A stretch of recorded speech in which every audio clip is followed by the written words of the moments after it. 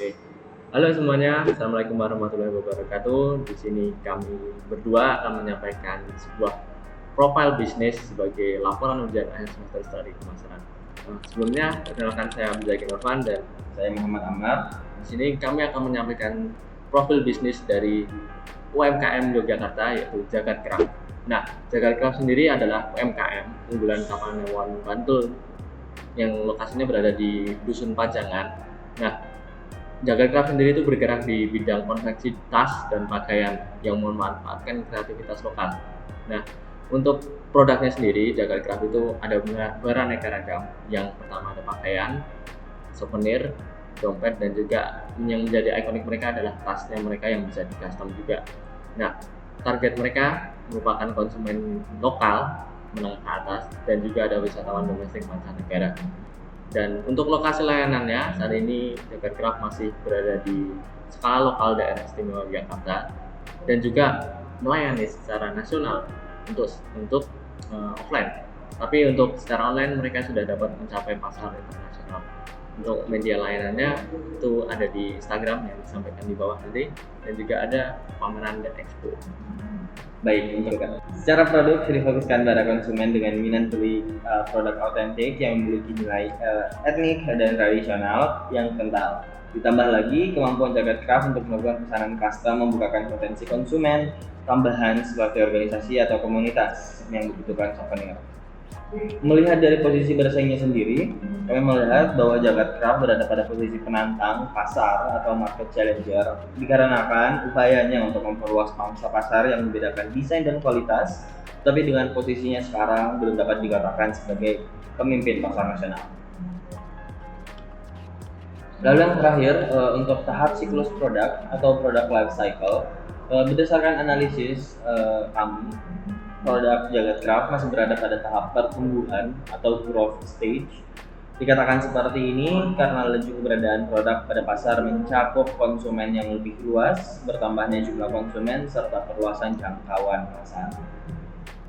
Oke, yang selanjutnya kita akan membahas sebuah permasalahan yang dimana sebuah bisnis pastinya akan mengalami sebuah permasalahan yang akan menantang mereka untuk menjadi lebih berkembang. Nah, untuk Jagat Craft sendiri dalam kegiatan produksinya itu sendiri sangat kurang dalam tenaga ahli yang terampil dan juga ada kemampuan sumber daya manusia yang terbatas dan juga untuk sektor pembeli itu tidak dapat ditentukan. Jadi tidak ada pola yang menentukan saat kapan pembeli ini akan ramai, saat kapan pembeli ini akan sepi.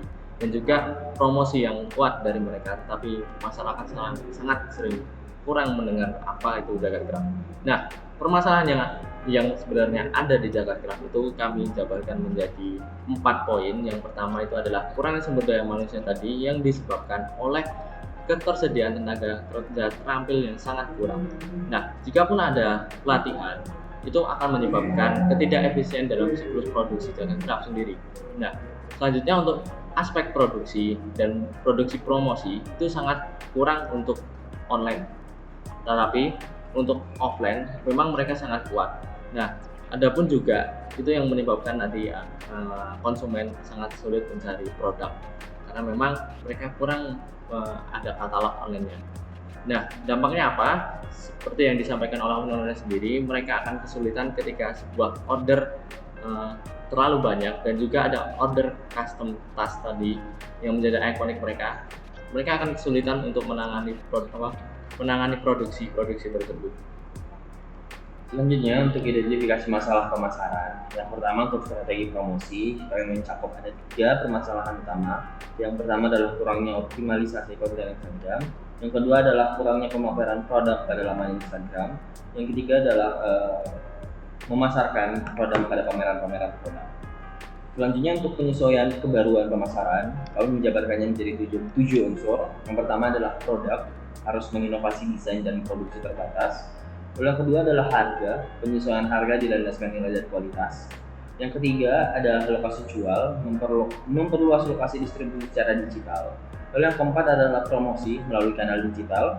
Yang kelima adalah peningkatan keterampilan dan jumlah SDM, sumber daya manusia. Lalu yang keenam adalah proses efisiensi produk. Lalu yang terakhir atau yang ketujuh adalah penguatan identitas visual merek. Lalu yang terakhir adalah strategi diferensiasi. Untuk membedakan produk, Dompet Craft menggunakan batik khas Yogyakarta dengan desain yang inklusif dengan konsep yang ramah lingkungan. Nah, lalu dari poin-poin di atas yang sudah kami sebutkan tadi, kita mengambil kesimpulan dan kita merekomendasikan beberapa hal. Nah, jadi Jagargraf itu memang memiliki potensi dan keunggulan yang besar sebagai UMKM dan juga berfokus pada produk berbudaya lokal dengan peluang nasional dan juga internasional. Nah, untuk rekomendasinya dari kami memberikan 3 rekomendasi. Yang pertama, menguatkan merek dan pemasaran digital. Yang kedua adalah mengembangkan kapasitas produksi. Dan yang ketiga adalah kolaborasi yang mungkin bisa dapat diperluas. Dan untuk risiko dan antisipasi yang kemungkinan terjadi, dapat dilihat dari persaingan pasar dan keterbatasan sumber daya, baik itu dari sisi produksi maupun pemasaran, yang dapat diantisipasi dengan perencanaan matang dan kemitraan yang sesuai. Sekian dari kami, kurang lebihnya mohon maaf. Saya Abdul Ghani Nurman. Saya Muhammad Amar. Assalamualaikum warahmatullahi wabarakatuh. 6:89:7